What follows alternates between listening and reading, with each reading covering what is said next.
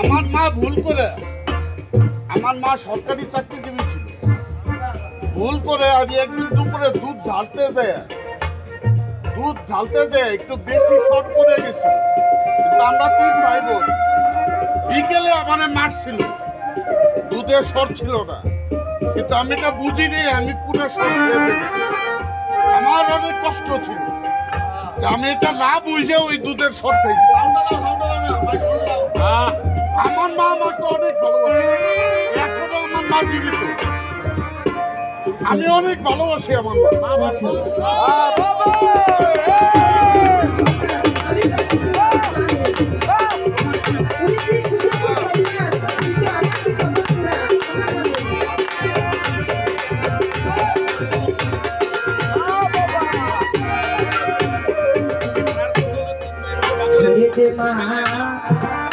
হাতে